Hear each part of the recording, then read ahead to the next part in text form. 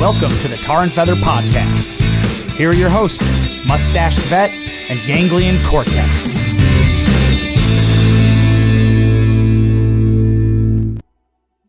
All right. Hello. All right. Hello. I want to introduce our guest for the day, Ganglion. Appreciate it. We got my buddy. We got my buddy from Arizona, Joshua Strickland. How are you doing, bud? Hey, good. It's nice to see you, bro. It's, like I was saying earlier, it's been a long time. It's been since 2017, 2016. Yeah, 2016. 2016. It's been a minute. Yep. That's when I was going to. I met you when we were when I was going to Universal Technical Institute in Phoenix. Yep, UTI. Yep. UTI. And Also, medical terminology, since I am a nurse, urinary tract infection. They could have literally came up with any other abbreviation. They could have just called it Technical School of the World. Yeah, Boom. exactly. Yeah, they really. I mean, literally. I mean, you got to come up with acronyms. I feel like when you're coming up with kids' names, you're like, all right, what's their acronym gonna be? I mean, your last name's Strickland, right? Yeah. So your kid's first name isn't gonna be A, and the middle name's not gonna be S, is it? And it's just gonna be ass. Exactly. Dude, I get so much for my last name, bro. Like Strickland propane accessories. Right now, the big stud is that Sean Strickland, who is that UFC fighter. Yep. Everybody's always like, "Y'all cousins?" I'm about to start saying, "Yeah, he needs to start sending me some money."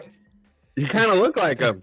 Yeah, a little bit. If he grew his hair out. Yeah, I was about to say chop your hair off, but no, can't get rid of those locks. Back in the day, dude, I used to have the short hair. That's how you remembered me, was when I had short hair. Yep. So we met each other. We met each other in the combat veterans motorcycle group. Mm-hmm. So I was gonna join, but I ended up moving to Illinois shortly after graduating UTI because I got a job offer out there. So I didn't join the group, or they didn't let me join CVMA because I was going to transfer to a different motorcycle group. Yeah. And so you got to kind of basically be like a hang around, if you will. CVMA is a great organization. Myself, I don't ride with those guys anymore. I'm not involved with them anymore. Myself, but I still ride, alongside those guys. I mean, they're veterans, first and foremost. Right. And they support a great cause. So nothing obviously against, those folks. Is just, just didn't have the time to commit, really to a lot of the writing stuff that they wanted to do, Well, I know that there was a split off like right after I left with Veterans for Veterans. Now Tiny started that group, I believe, or he's a part of that group. And him and what was his name? Slingshot. Yeah, so Tiny Bernie. Slingshot, Beavers, myself, and a couple others were the original founding members of Veterans for Veterans. And so I'm on their original charter. But I mean, it was all the same purpose: is vets serving vets. So there's a million of those folks, but they all have the same common goal. They got the Legion Riders, CVMA, Veterans for Veterans, Patriot Guard Riders. All those folks. But it's great because they all have the same common interest. Yep. Brothers and sisters, because of course you got the female veterans out there riding too. I mean, we had Roundhouse was riding with us there. I think she's down in Texas doing her thing with Muay Thai and whatnot. Yeah, that's why she's called Roundhouse. Doing UFC fighting and Muay Thai. Yeah, dude. That is a bad chick, dude. Crushing it out there. Yeah, I see her and her husband posting their fights on Instagram and Facebook. I'm like, I get to see these guys kick butt.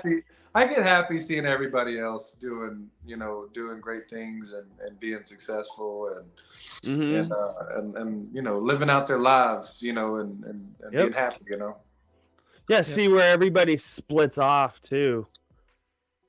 So, Yeah, you know it, but you know what's crazy is like, and I was talking to one of my buddies about it not long ago. Is that like, like for instance, like with yourself, I ain't seen you in years, but you know when you have that similar background, you know that background that y'all come from, like with Roundhouse, for instance, I ain't seen Roundhouse in years, but you know she's an Army girl, you know. Same with yourself, you're a military guy. It's like you can go all this time without seeing these folks, but as soon as you do, it's like old times, you know. yeah, It's that like my very best friend in the world. I haven't seen him since we came back from. Well, actually, I saw him last year. He came out and saw me play a show out here. But that was I had only seen him one time ever since we came back from Afghanistan. But you know, it was like we had never left off. You know, as soon as we got yeah. back together, you know, and I think that's a pretty unique bond that folks, servicemen and women have. You know, so I'm happy to see everybody doing good, and when we're able to all get back together and kick it, you know, like old times. I totally forgot to do my badass intro. Well, hit it. Fuck. What All were we waiting on? right. I'm sorry, people. We're already 6 minutes in. All right. Fuck Josh Strickland. Right? Yeah, fuck that guy. Let's see the intro. He's just a guest. All right. From the Delta of the Mississippi, native of Louisiana, Arizona transplant, Army veteran, registered nurse, lead singer of the Bayou Bandits, our boy, Joshua Strickland. All right, man. Hear it. All you can eat. That's all you can have. All you can have. All you can handle. Tar and feather in the house. Oh, that's it, baby. That's who we are. You know, we started this 3 months ago? Yep. I think about 3 months ago. We're on episode 9. So welcome to episode 9. Awesome. So what got y'all into doing this? Well, I know that I'm out here in Pennsylvania and doing my own thing with my family, married, kid on the way, and I want to talk to my buddies. I want to talk to people. I want to talk to Corey as much as possible, and this has gotten me to talk to my best friend almost every day.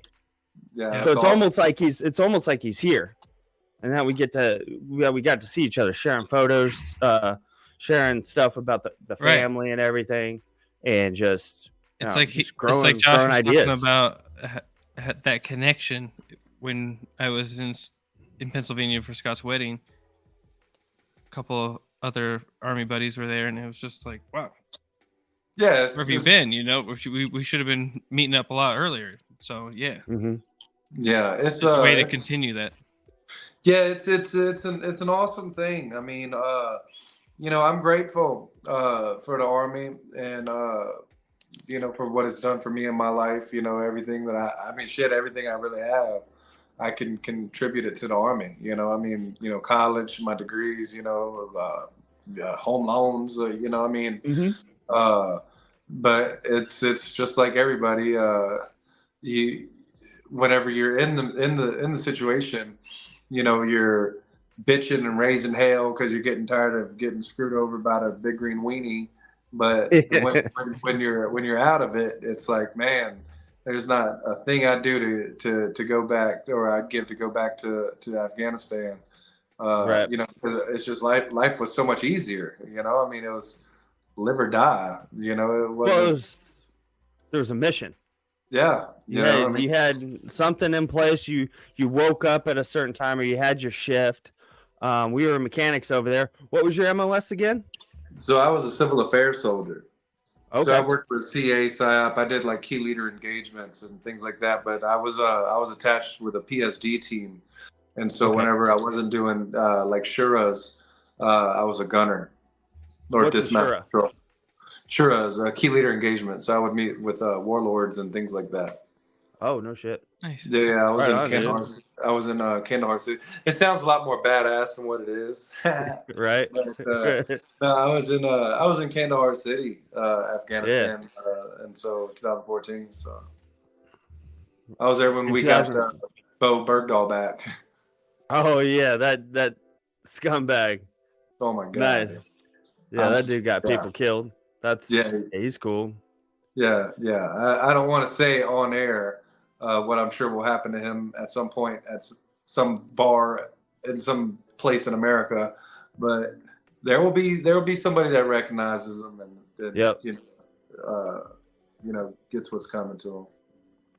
Yeah, I mean, he put lives at risk. Obviously, got people killed in order to find him, and then it was like, lack of a better term, yeah, exactly. He didn't care about this country. He doesn't care about the flag. He just decided to up and peace out.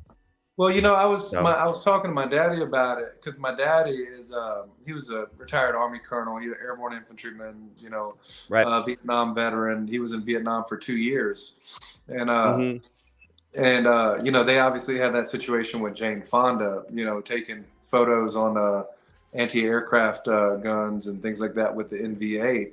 And in a lot of ways, I hate to really play comparison games, things like that. But Bo Bergdahl was kind of our Jane Fonda. Jane Fonda was a traitorous piece of shit. And then you'll never meet. That's saying it lightly. That's saying it lightly. You'll never meet a Vietnam veteran anywhere in the world that has any sort of empathy or sympathy for Jane Fonda, and I think that's very similar to Iraq and Afghanistan vets in comparison with Bo Bergdahl. I remember whenever they found him in Paktika, and they brought him to Kandahar, and their birds landed on the tarmac, and they blocked off the base, and they blacked out comms and the whole 9 yards. And I remember his daddy was in the White House Rose Garden speaking in Pashto.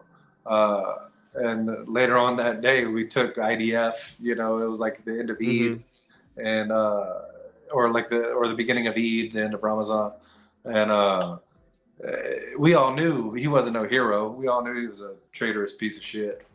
Right. It's interesting to see how the circles kind of come back around. Yeah. Yep. Yeah, I don't remember much of that. I think I tried to keep my mind away from all of that because you never know what's right on the news. Whether or not Fox News is saying the whole truth or CNN, MSNBC. So you never really get the whole truth. You just get the press release from, like, let's say the CIA or the White House, whoever you want to, whoever you think is running the deal, the show, right? Exactly. So you never really know. So I didn't I felt strongly towards it, of course, because of course we lost guys on that mission to go find him, but the rest of it just don't know. I don't know why he left or what exactly he was doing. So and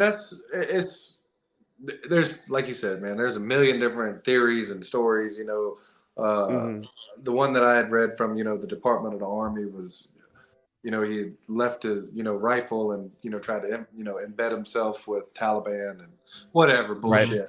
Long story short, Joe's died looking for him because of his own actions. He was a Taliban sympathizer.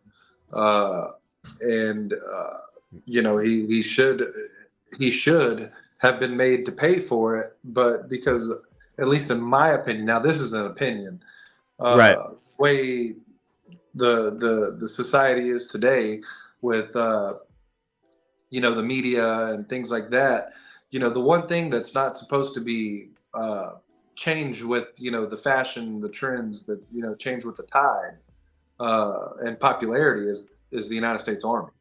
It's military. The military doesn't change with trends and people's hurt feelings and things like that, at least historically.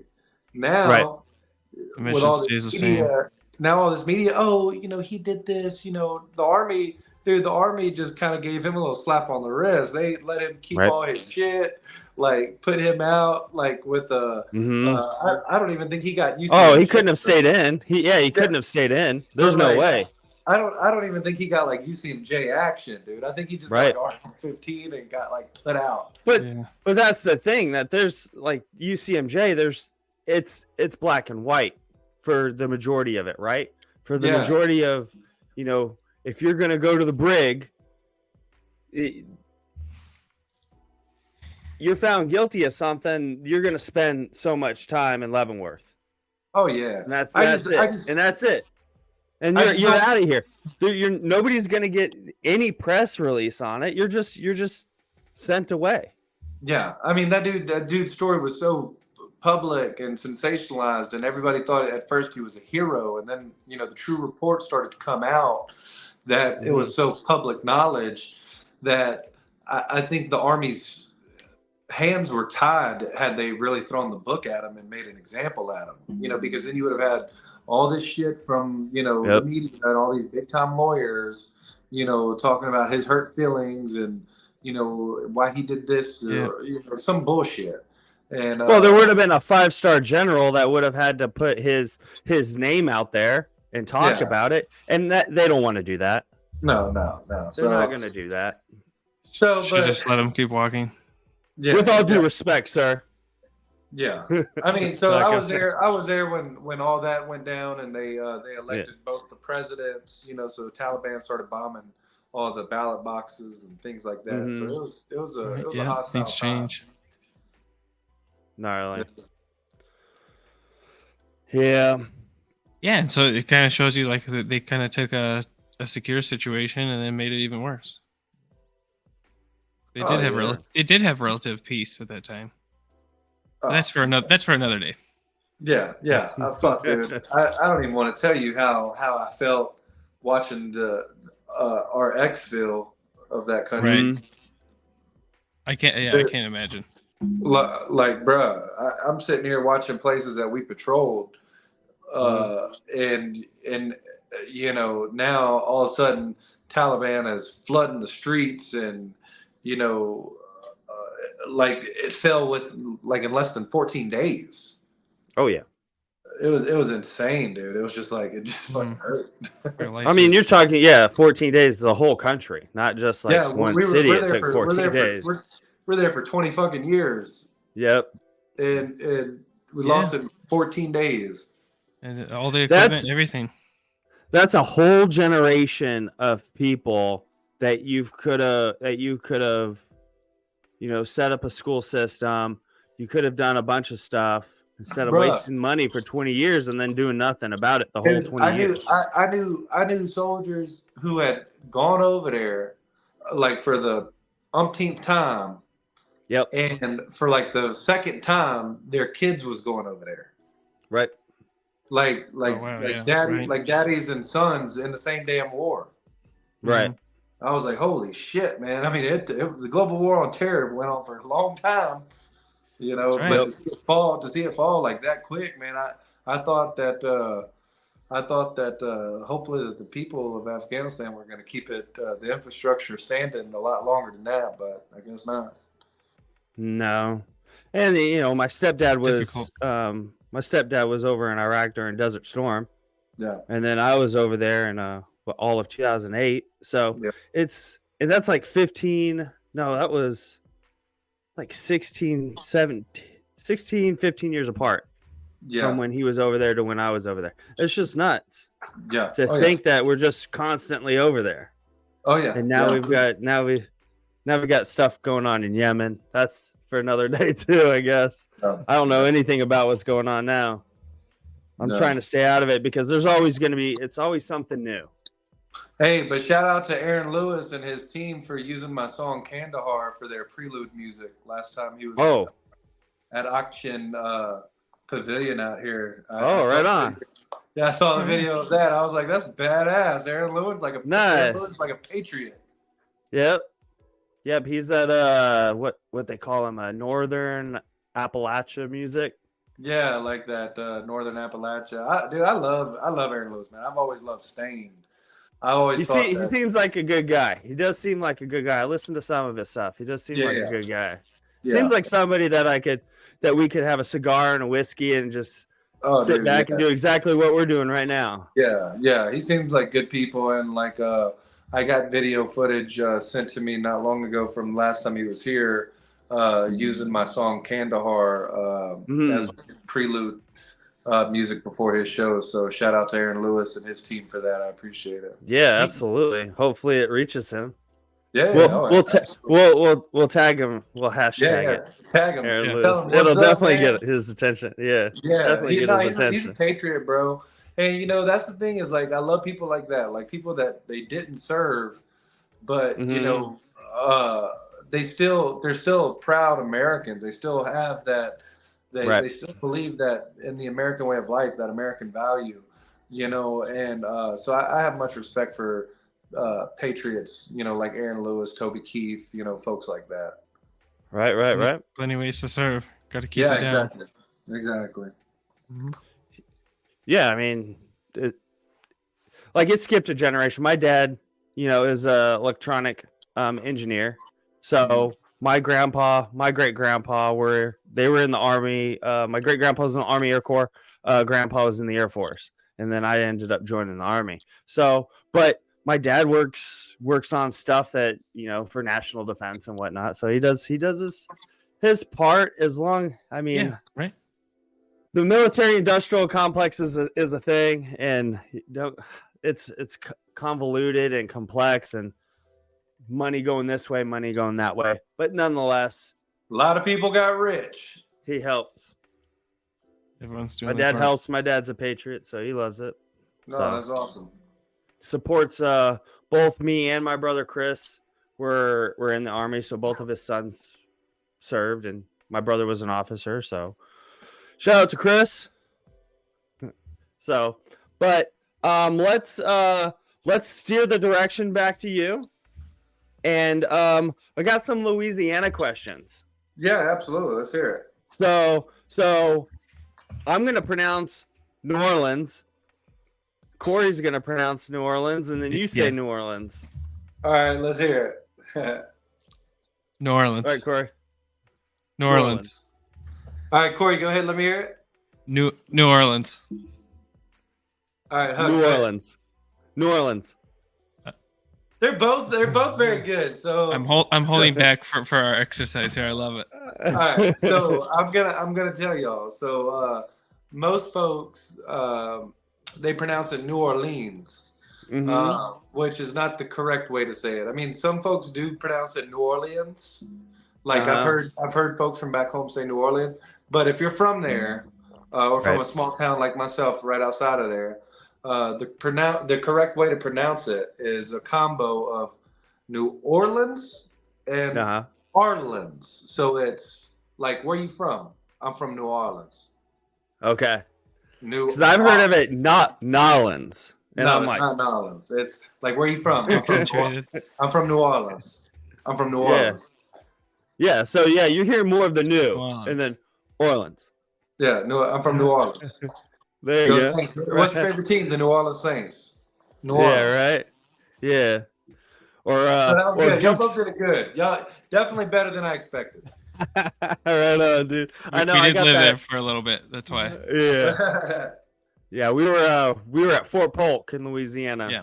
Yeah, dude. The more hand grenades you drink, and the more hurricanes and daiquiris, you'll be able to say all the Louisiana words. Oh yeah, you'll be a local in no time. Oh yeah. I had a couple hand grenades. Oh yeah. I think we went there. Me and a couple friends went there a week after. It was a week after Mardi Gras, the year that the Saints won the Super Bowl. Oh yeah. Oh, dude. So obviously, Bourbon Street was still kicking. Oh, dude, I mean, Bourbon Street, completely packed.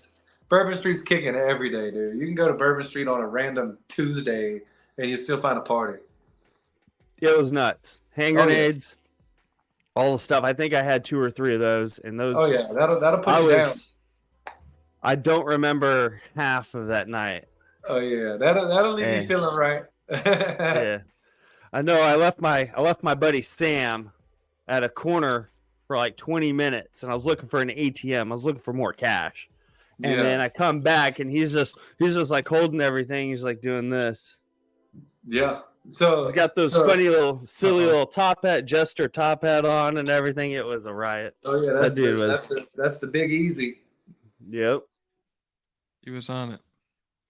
Yep. And then so I mean a couple of guys in our unit, they were obviously LSU fans. Oh yeah. So our platoon sergeant was from Louisiana. I think he was close to Baton Rouge, Sergeant Knox. Well, we used to just yell "Gooks Tigers" at him whenever what? Gooks Tigers. How you guys spell it? Go Tigers. Go Tigers, but you spell it Geaux. That's right. So it's spelled Geaux. And yes, I have everything LSU. I have LSU.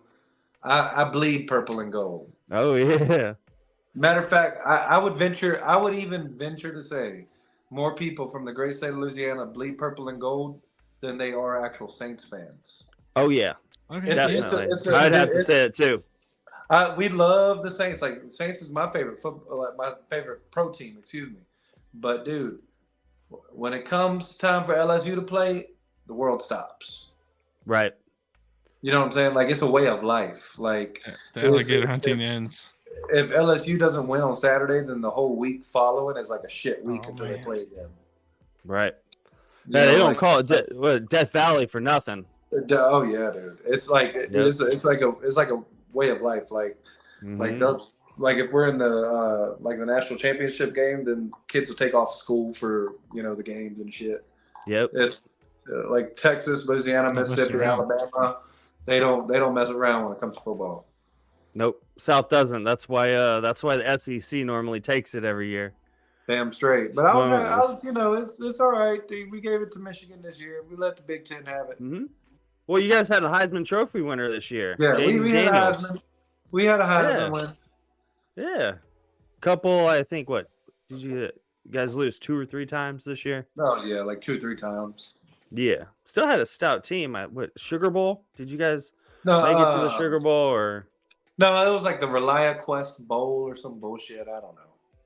Nice. In El Paso? Dude, college football's getting lame, too, because everybody's getting in that transfer portal. People are playing 9 years.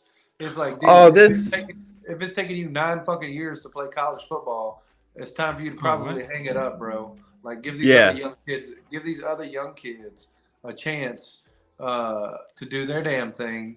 And I don't know what that is, but it sounds like a scam. Yeah, it's like how you gonna be in college for 9 years, dude? Yeah. Get a job. Yeah, get a fucking job. Time to join the adult league. This is National Lampoon's Van Wilder. Yeah, it's like, dude, if you go be in college for 9 years, you better be coming out of it with a damn doctorate in football. Yeah. You come out 2 nursing degrees. Yeah, 2 nursing degrees or a doctorate degree in football playing. Exactly. I mean, yeah, exactly. There you go. You get recruited by the NFL, be an offensive coordinator right away. Path to the NFL. Yeah. I've been watching these offense and defenses, and I'm not the smartest man in the world, but I feel like there's a 13-year-old Madden all-pro player out there that can draw up better offense and defenses than I'm seeing right now in the NFL. Don't yell at me, people. Don't yell at me. I'm saying that there's a 13-year-old out there that will outsmart all these 40-year-olds, 50-year-olds. Hey, dude. Like, hey, Madden 24 is not a joke, bro. I play Madden 24, and sometimes I get my ass whooped by like these kids that sound like they're in like the 3rd grade, and I'm like, dude, this is insane. It's like that Call of Duty, the smack talking. You're like, they haven't even dropped yet, and the kids calling me all these names. I'm like, I know. Dude, I can't keep getting like such an angry young person. Why are you so angry? You're 12. Yeah, you don't even pay taxes yet. I know. Stop yelling at me. You don't even know pain. I know. Like, stop bullying me. Your social security card still has the Benz on them. Oh, dude. And then, like, some of those little assholes will be like, don't you go work in the morning? Shouldn't you be in bed? Don't you have to contribute? Yeah, you got to contribute to society. And I'm like, Yeah, you got to get up and pay no, for I'm like, no, I don't. No, I do my No, own it's my thing. day off. It's my day off. Yeah. I took the day off. Yeah, I'm having a me day. Yeah, leave me alone. Gosh. All right. So, movie wise, what's your favorite Cajun character? Oh, easy, man. It's Bobby Boucher. But so let me tell you a story. So I'm actually buddies with Peter Dante. So Peter Dante is El Presidente. Yeah, so Dude, he's so awesome. So he saw me play at a show one time, and then we just hit it off and we exchanged numbers and anyways, I had someone telling me something one time, and they was like, "Man, I you ever seen Waterboy?" And and they were talking about Peter, and I had just got done texting them about something. I was like, "Yeah," I said, "I actually know that dude," and I was trying to flex. I was trying to flex, and they're like, "No, you don't fucking know him." So anyway, I sent him a message. I said, "Peter," I said, "this dude doesn't think I know you." And he's like, "All right, watch this." So he sends me a video of him saying, "Fuck yes, I know Josh Strickland. Me, him, and Monkey are gonna go get high." Yeah, so we're gonna see lions. We're gonna go get that lion.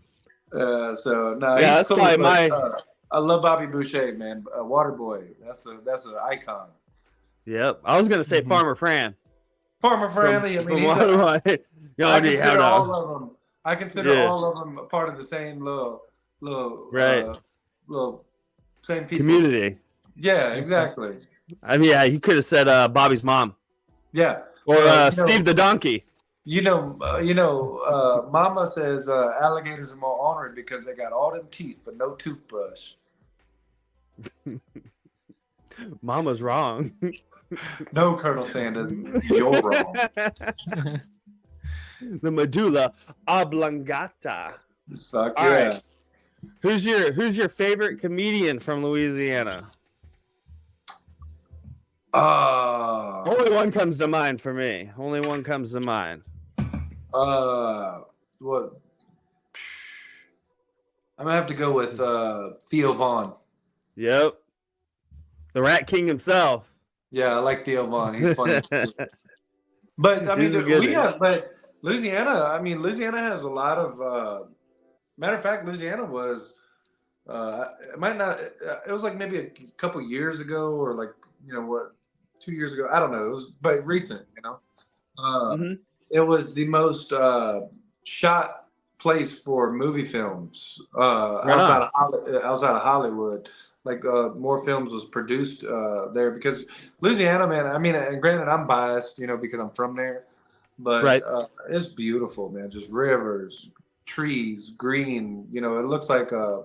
It's a swamp. It's a bayou, jungle. Look and but you gotta like that kind of stuff. I grew up in the country, so I love that kind of stuff. So like all four seasons, it's nice. Like Bobby Boucher, that's really what shacks look like people's fishing camps and shit. Right. Well, y'all know. I mean, y'all was down at Pope. Mm-hmm. Yeah, we went down there every so often. I went to New Orleans once. Drove down there a couple times. Y'all had to drive across the bridges. Y'all drove across Lake Pontchartrain and saw them fishing camps and stuff out there on the bayou. Mm-hmm. Mm-hmm. Yeah, I would like to go back there sometime to get on a fan boat and people really live through that area. Like my goal is to one day hopefully have a nice big old fishing camp in the Atchafalaya River Basin because where I'm from, my little town is like in between Baton Rouge and New Orleans. So the Atchafalaya swamp, that's not far from me. But like the closest bayou to my little house or to my house, I grew up on a big ranch, but the closest little bayou to my house is probably only 20 minutes. Oh, that's so awesome. I grew up in all that. Right. And your family's still out there too, right? Your dad and Dad and mom, they're still out there. My daddy, my brothers, sisters, everybody, they all. That's awesome. And How often do you go? How often do you go back? Oh, as much as I can. That's sweet. I was just there not long ago visiting, for the holidays and everything like that. Especially in between the music and stuff like that. It's just I try to go back home as much as possible. That's where my heart's at. I love Arizona. And Arizona has really grown on me, and it's my second home. But right. I was born and raised in Louisiana. So that's where my heart's at. Right on. I can see man. why. It's nice. I liked it. I liked being there. Outside of the army, it was a beautiful place. Oh yeah, I mean it's good people. Everybody's hospitable. The best cooking in the world. Everybody's just real down home. And if you like the outdoors, like me, I love fishing. It's sportsman's paradise. Right. Well, that's what I was about to say. No matter where you go, you can make any place home. You just have to, understand the outdoors. Exactly. I mean, if you like being outside, going camping or whatever, you can make any place really cool. Yeah. Depending on the type of fishing you like to do. Like here is fly fishing is pretty awesome. Getting in the river, bass fishing on the Susquehanna, that's pretty awesome. So being able to get out and about. And it's and also to caveat that too, it's a pride thing.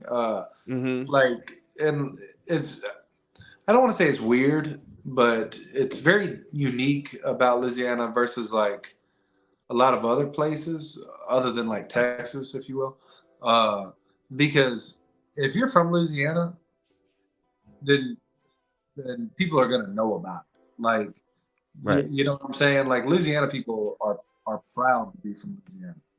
You know what right. I'm saying? Like like everybody, like me, for instance, on game day, I have LSU from head to toe. You know what I'm saying? Like I have, I could wear a different LSU shirt every single day of the week. Right. You know what I'm saying? Like I eat gumbo, I eat jambalaya, I eat etouffee, catfish. You know what I'm saying? Like I have my LSU flag that flies on game day outside of my house. Like everybody around me knows I'm from Louisiana. You know what I'm saying? Right. And it's just that Southern pride, being from the South, that swamp water running through your veins type shit. That make Louisiana people stand out. I mean, because we're just from the bottom. We're from the bottom. That's what they call it. We're from the bottom. Yep. The boot. Yep. Yeah, you guys are below sea level down there. Or just at, I mean, the swamp, you're right at sea level, but yeah. We damn near drowning down there sometimes. Big full moon. Yep. And that was actually going to lead me to this question. What's your favorite Louisiana food? Your Cajun dish? Well, if you had one, you only get one. So it's gotta definitely be anything my mama cooks. So my mama, mama is she's so listen to this. Well, my mama was a stay-at-home mama my entire life, and I grew up very fortunate. My mama never really needed to work. And so once my sisters and I got out of the house, my mama told my daddy, she said, I want to open up a restaurant. And so, in our tiny little town. And and so she got to, because everybody knows my mama's cooking. My mama is like just one of the best cooks ever. I mean, everybody knows how good my mama cooks back home. And so anyway, so she got to going in this restaurant, and man, I tell you what, this damn restaurant took off. And just 2 weeks ago, she was actually featured. Her little restaurant was featured on America's Best Restaurants. Like the little production that goes around the country and does all their. Awesome.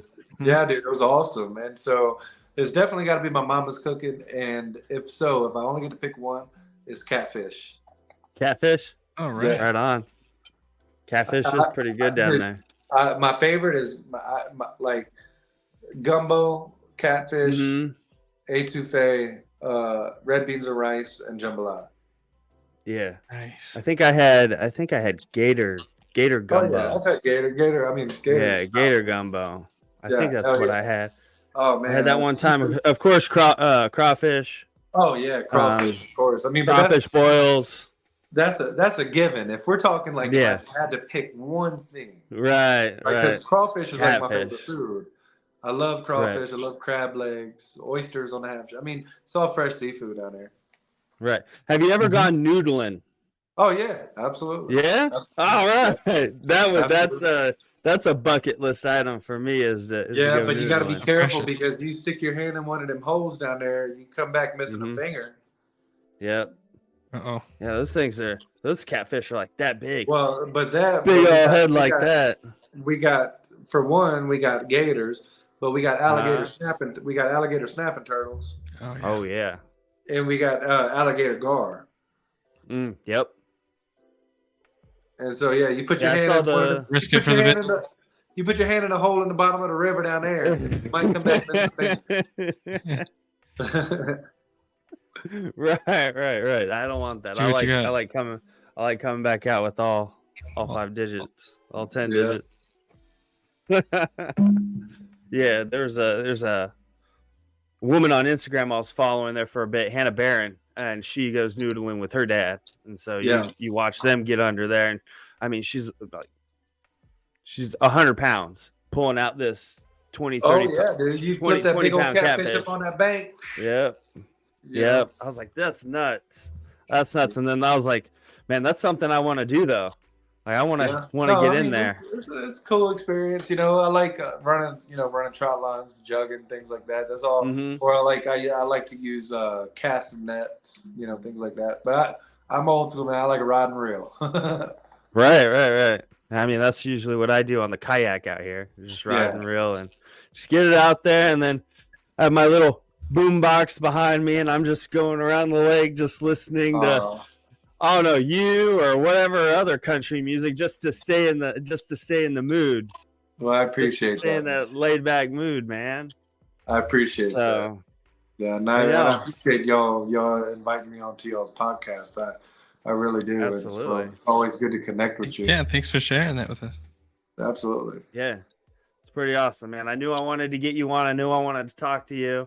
I knew this conversation was going to be just like this. We're going to have some laughs and get going. It wasn't going to be that big of a thing. I was a little nervous at first because you're our third guest, so it's always nervous bringing someone else on. It ain't no thing to me, man. I'm happy to be a part of it. I believe in what you're doing, Right. Y'all are vets, and putting out good shit, y'all ain't putting out a bunch of garbage, and giving folks a platform to talk and get to know y'all, so it's a great thing. Good luck to y'all. Oh, appreciate it. And we did want to. Did you have any pictures that you wanted to share? I know we didn't talk about that before. We started. We didn't. I don't think we loaded anything up. Besides, You want some pictures? Let's see some pictures. Hold on, I'll give you a little tour of the dojo. All right, we got dojo tour Exclusive. We'll add that in the description for sure. All right, we got pictures. There we go. The Bayou Bandits. All of their clippings from the magazines and newspaper articles. That's awesome, man. And yeah, definitely go to their Instagram page, Bayou Bandits Official.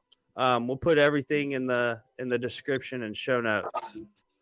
There we go. We got a little Gator head. Gator don't play no shit. Yo, Gator don't play. It took Chubb's hand. It did take Chubb's hand. And so another Adam Sandler reference. Yeah. That's awesome, man. It's awesome. Yeah, well, I Right appreciate on, it. Man. And so thank y'all once again for having me on, and hope to be back on the show another time soon. Absolutely. We're definitely going to have recurring guests, and you're going to be one of them. Awesome. We'll have to get an update from you. You have a contest coming up, don't you? Yeah, I do. So it's pretty cool actually. So I was picked along with 25 other members of bands from around this region to it's not really a contest, but it's like it's a cool thing. Like all the proceeds are going to a program that benefits musical education. It's called Rosie's House. Anyways, we're doing this thing that's called a rock lottery. So it's all 25 different musicians from bands from around this area, this region, state, whatever, all forming up to become 5 individual bands, 5 individual like super bands. And then okay. And then I was trying to understand the concept. That's awesome. And we all rock out, and all the money that people, spend on tickets goes to support Rosie's House. I think you're gonna have some pretty good songs. You're gonna have some pretty good sounds. Well, I appreciate it. Is it gonna be recorded or put out anywhere? Oh yeah, I'm sure there'll be footage somewhere. Okay, I'll keep everybody updated when that comes out. I'll make sure to share it on the Facebook. All right, get everybody out there. Get some more attention to you. Get some, national attention. I mean, you already are. You're already famous, Josh. That's right. Y'all keep sharing my stuff, man. That's how it works. I do. I know, man. You shared that copy and paste thing on Facebook, and I was like, I didn't send any invites to any friends or anything on Facebook. I was just hoping that, just sharing the videos, people would click on it and go to it at their leisure and if they wanted to. But it really takes one click to give somebody just one click or 2 clicks in order to like something, not directing to a different app and doing all this stuff. People don't want to really do that. And then they forget. And people have lives too, so you can't forget that. The thing is, man, is and I hate to say it, the world is based off of social media. Fuck, you don't even have to be a good musician. Right. If you have good social media presence, you can write. I mean, listen to some of these rap songs out there. Like, I'm rolling down the street on my skateboard. Something fucking stupid, right? But they get it in the right hands. They got a badass social media following, and now they're an overnight millionaire. You know what I'm saying? And so that's what it takes. It takes the social media game. It takes like people sharing shit, people liking, commenting, people subscribing. Because I'll tell you this, I guarantee you, before a podcast became a thing, your ass didn't know what a podcast was. No. It took someone for you to listen to a podcast, for someone to promote the shit out of a podcast or whatever it is, for you to get that idea and being like, oh shit, now I got to start promoting my podcast and getting it out. Yeah. Instead of going like to your local news, you can now go on a podcast, and then you get to, it's almost like getting shared on Facebook by everybody. You get like 100 new eyes every time you go on a new podcast. So it's pretty fascinating, and everybody has their own podcast. Look at us. But dude, but now it's a matter of what separates y'all from everybody else. Right. Yeah, we're working on that. We're still working on that identity. We're honing it in. It's only 9 episodes deep. Yeah. And y'all will, but that's what I'm saying. That's the importance of social media, is because that's how people find out about who you are. Yep. Fuck, I got fans in New Zealand. I don't know shit about New Zealand. Right. That's awesome, dude. But it's because it was shared, and people, share and share and share and share and share, and then one person hears this, they like it, and then they send it to their radio. So it's it's all about the social media presence, man. And I'm happy to be a part of Tar and Feather. So I'm happy to share y'all's and right on, dude. Be a part of y'all's. I really like your music. Your music's great. We like the message in it, the lyrics. Well, thank you. Yeah, plug your stuff. All of your socials. TheBayouBandits.com, Facebook.com/The Bayou Bandits, Instagram, The Bayou Bandits Official, Spotify, Apple, iTunes, Deezer, Tidal, Kiss FM. Call your local radio station. I think we're on like 65 radio stations request it throughout the Gulf Coast. Mm-hmm. Yeah. And so we appreciate all the support, man. We really do. Yeah, go listen to them. Their stuff's amazing. Really cool. And Thank you're you. supporting a veteran. You're supporting a veteran too. That's right. That's right. And on that note, I'm about to go eat me some smothered pork chops. All right. Love you, brother. Have a good night. Love you too, Huck. It was good to see you, bro. Corey, it was a pleasure to meet you. And once again, y'all, thank y'all for having me on y'all's show. Later, man. Take it easy. See you soon. All right, man. I'll see y'all. Bye-bye. Bye-bye.